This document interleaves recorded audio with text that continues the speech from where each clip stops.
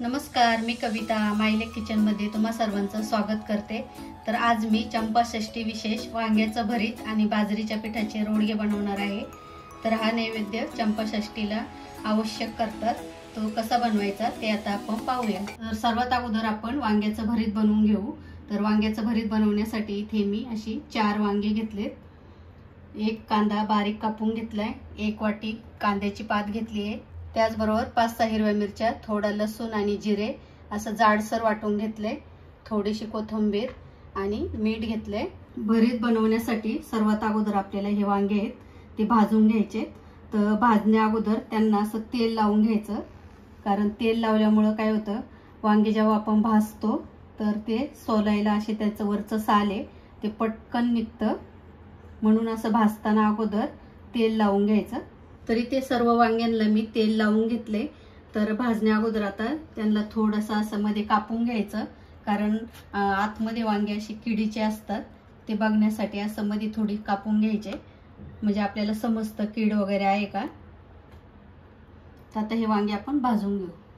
तर वांगे मी आता गॅसवरती भाजणार आहे।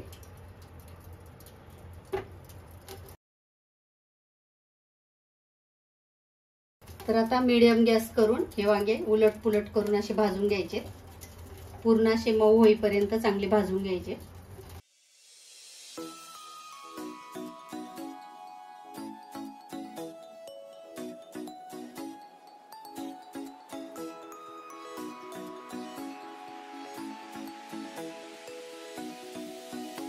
तर इथे मी वांगे असे सर्व बाजूंनी उलट पुलट करून चांगले भाजून घेतलेत, मस्त असे भाजलेत, मऊ झालेत। ते आता काढून घेऊ।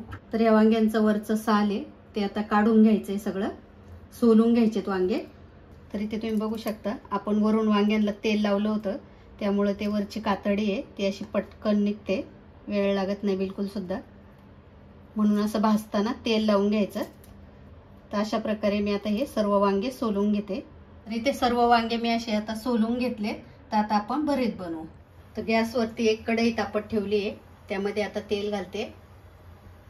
तर इथे तेल चांगलं गरम झाले, त्यामध्ये आता कांदा घालू। आता कांदा हलकासा सोनेरी होईपर्यंत परतून घ्यायचा। तर कांदा इथे आता हलकासा तांबूस झालाय, तर त्यामध्ये आता जे आपण हिरवी मिरचीचं वाटण करून घेतले ते घालायचंय।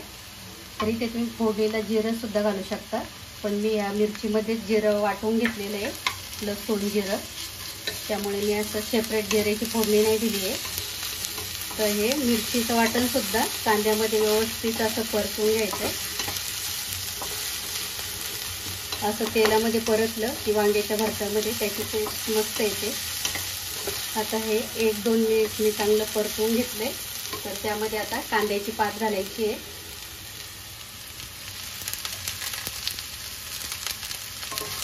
तर कांद्याची पात पण व्यवस्थित कांद्यामध्ये मिक्स करून घ्यायची आहे। आता त्यामध्ये थोडंसं मीठ घालायचं आहे। आपल्याला भरताला किती मीठ पाहिजे तेवढं असं घालून घ्यायचं। आता लगेच मीठ टाकल्यामुळं कांद्याच्या पातीचा कलर हा मस्त असा हिरवाच राहतो, म्हणून असं पहिलं मीठ घातलंय मी। तर कांद्याची पात ही भरपूर जास्त वेळ अशी नाही शिजवायची आहे, थोड्या वेळेत अशी शिजवायची, त्यामुळे ती अशी पूर्ण तिचा असा गाळ होत नाही, थोडी अशी कच्ची राहते, मग ती वांग्याच्या भरीतमध्ये छान लागते। कांद्याची पात पण व्यवस्थित अशी मिक्स करून घेतली आहे मी। आता त्यामध्ये आपण जे वांगे सोलून घेतले ते घालायचे आणि असे त्यामध्ये मॅश करून घ्यायचे।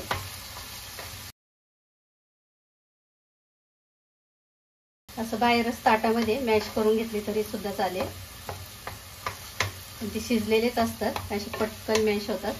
तर वांगे घातल्यानंतर पण मी 2-3 मिनिट हे वांग्याचं भरीत मस्त असं परतून घेतलंय, खूप छान दिसतंय।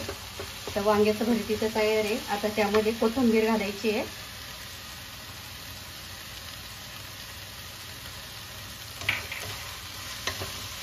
कोथिंबीर घातल्यावरती पण थोडंसं असं परतून घ्यायचंय। तर मस्त असं चटपटीत वांग्याचं भरीत आपलं तयार आहे। आता आपण रोडगे कसे बनवायचे ते पाहू. तर रोडगे बनवण्यासाठी इथे मी बाजरीचं पीठ घेतले, ते आता एका ताटामध्ये घालते. आता त्यामध्ये थोडंसं मीठ घालायचं आहे आणि थोडं थोडं पाणी घालून आता हे पीठ मळून घ्यायचं आहे. तर मीठ आता मिक्स करून घेतलंय मी. तर थोडं थोडं पाणी घालून आता मळून घेते पीठ. तर इथे मी 5 रोडगे करणार आहे. तर बरेच जण असे 7 सुद्धा करतात, 7 किंवा 5 असे करायचे. रोडगे म्हणजे असे बाजरीच्या छोट्या अशा दामट्या असतात, त्यांना असं बऱ्याच ठिकाणी रोडगे बोलतात. म्हणजे बाजरीची भाकरीच असते छोटीशी. तर इथे पीठ मी आता चांगलं मळून घेतले. तर याचे आता 5 गोळे करून घेऊ.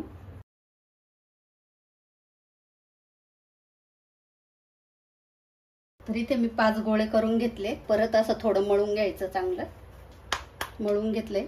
आता थोडं बाजरीचं पीठ टाकायचं खाली आणि आता थापून घेऊ.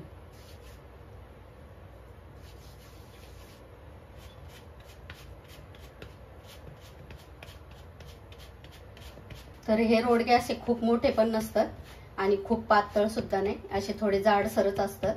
तर एवढं असं मी जाड थापून घेतलंय. ते आता आपण भाजून घेऊ. तर इथे गॅसवर तवा सुद्धा मी गरम करायला ठेवला होता. तवा पण चांगला गरम झालाय. आता हा रोडगा आहे त्यावरती टाकून घेऊ. आता पाणी लावायचंय.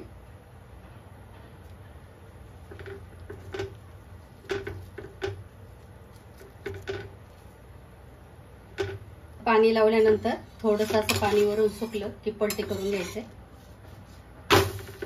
इथे पलटी करून घेतलाय मी. आता दुसरा रोडगा सुद्धा थापून घेते. असं एक एक करत थापून भाजून घ्यायचं व्यवस्थित. तर इथे दुसरा रोडगा सुद्धा मी चांगला थापून घेतलाय.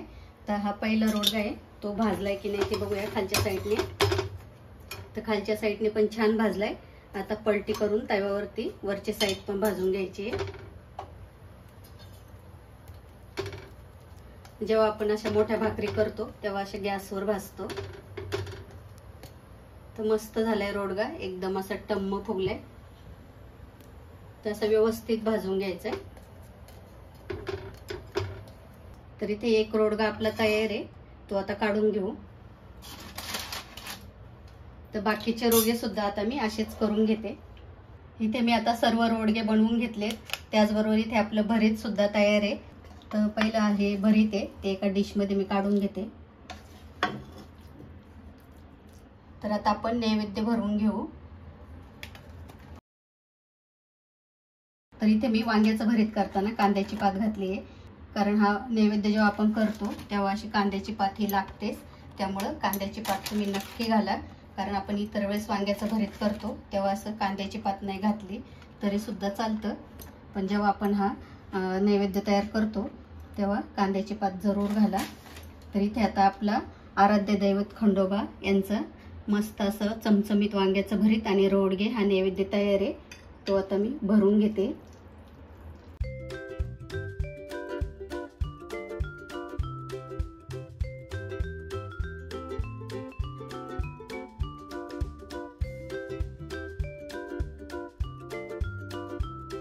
तर येत्या चंपाषष्ठीला तुम्ही असं वांग्याचं भरीत आणि रोडगे हा नैवेद्य नक्की बनवा. तर चंपाषष्ठीला फक्त रोडगे आणि वांग्याचं भरीत हा नैवेद्यच करतात असं नाही. नैवेद्य बरोबर त्या दिवशी खोबरं आणि भंडाऱ्याने तळी सुद्धा भरतात देवाची. तर तसं नक्की करा. आणि आजची रेसिपी कशी वाटली तुम्हाला हे मला कमेंटमध्ये नक्की सांगा. तर परत भेटूया अशाच नवीन व्हिडिओमध्ये. तोपर्यंत धन्यवाद.